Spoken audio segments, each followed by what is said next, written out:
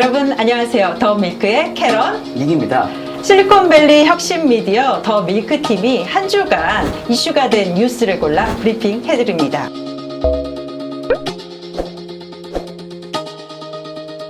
첫 번째 소식은 혁신의 아이콘 일론 머스크의 또 다른 도전 이야기입니다. 전기차 테슬라를 만든 일론 머스크가 민간 우주 개발 회사 스페이스 X에 이어 인공지능 알고리즘 GPT-3까지 투자했는데요. 이번에 또 다른 도전을 시작했습니다. 어떤 도전이죠, 니? 네, 일론 머스크가 뇌에 컴퓨터 칩을 이식한 돼지 버투르드를 소개를 했는데요. 일론 머스크는 인간의 뇌와 기계가 직접 소통할 수 있게 뉴럴링크라는 회사를 설립했습니다. 작년에는 뇌에 컴퓨터 칩을 이식한 쥐를 공개했고요. 이번에는 그보다 더 진화한 기술로 돼지를 공개했다, 이렇게 보시면 될 것 같습니다. 네, 일론 머스크는 이번에 이거를 생생하게 유튜브를 통해서 실시간으로 시연회를 공개했는데요. 이 돼지가 먹고 냄새를 맡을 때 뇌에서 보낸 신호가 그대로 컴퓨터에 전송되는 모습을 시연했습니다. 이 기술은 기존의 일론 머스크가 하던 기술과 달리 약간의 의료와 바이오 쪽 기술인데요.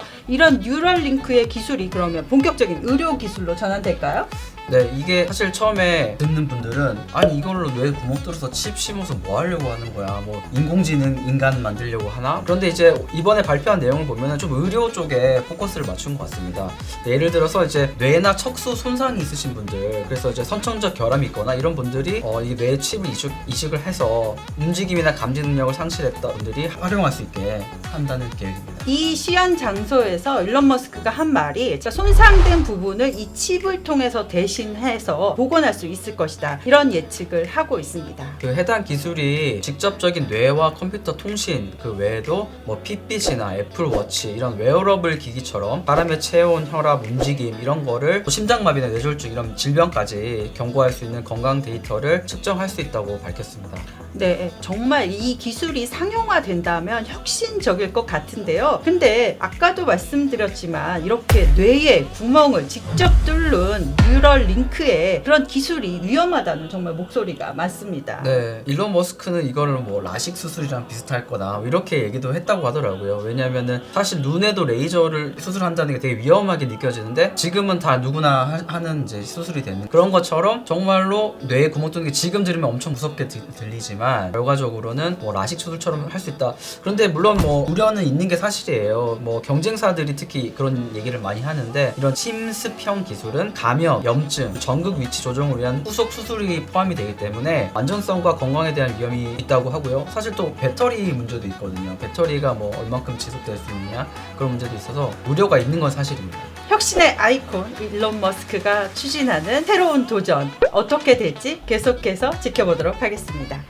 두 번째 소식 전해드립니다. 두 번째 소식은요, 요즘 여러분들 되게 많이 쓰는 솔루션 아닐까요? 화상회의 솔루션 회사 줌의 소식입니다.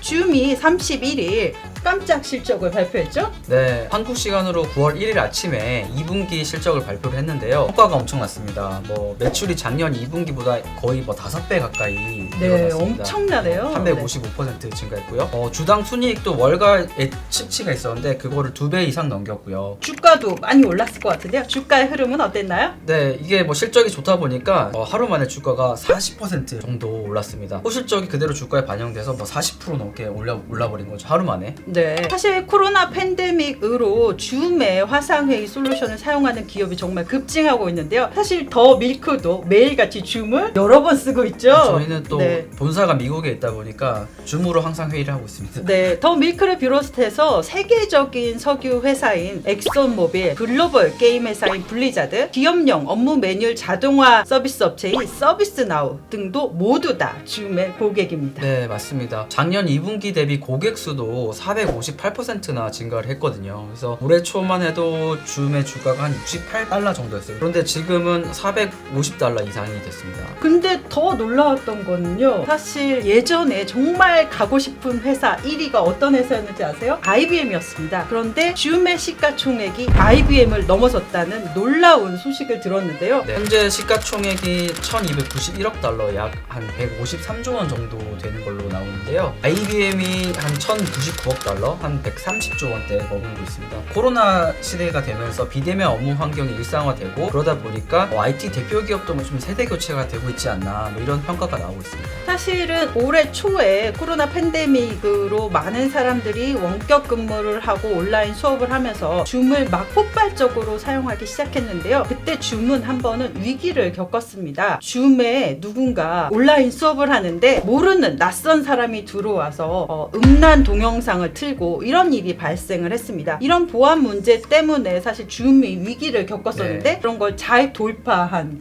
상황이죠. 네, 뭐 이번에 코로나 때문에 혜택을 받다는 평가도 있지만 사실은 그 전부터 많이 준비를 해왔다고 하더라고요. 예를 들면은 이제 화상 회의 같은 게 대면하는 것보다 효율적인 부분도 있기 때문에 그래서 이런 것들이 미래에는 더 많이 활용될 것이라는 거를 예측을 하고 미리미리 준비를 해왔다는 평가를 받고 있고요. 그리고 또 중요한 게 줌 같은 솔루션을 내놓는 회사들 되게 많아요. 뭐 MS도 있고 뭐 아마존, 구글도 이제 미츠 같은 솔루션이 있거든요. 화상 회의 솔루션이. 그래서 어떻게 보면 세계적인 빅테크 기업들이 모두 이런 솔루션을 내놓고 있는데 거기랑 경쟁을 하면서 1위를 유지하고 있다는 거는 좀 줌이 대단하다. 아 그리고 또 뭐 줌이 뭐 이런 평가도 있습니다. 줌이 현재는 되게 뭐 주가는 좋은데 너무 또 이제 많이 올랐다. 너무 고평가됐다. 뭐 그 PE라고 하는데 주가 수익 배율이 너무 높아서 조금 위험할 수도 있다. 그래서 투자자분들이 혹시 관심을 가지더라도 그런 부분은 다 고려를 하셔야 할 것 같습니다. 네. 네. 그리고 사실은 지금 이제 코로나19 백신들이 개발되고 있는데요. 이렇게 또 백신이 상용화된 이후에는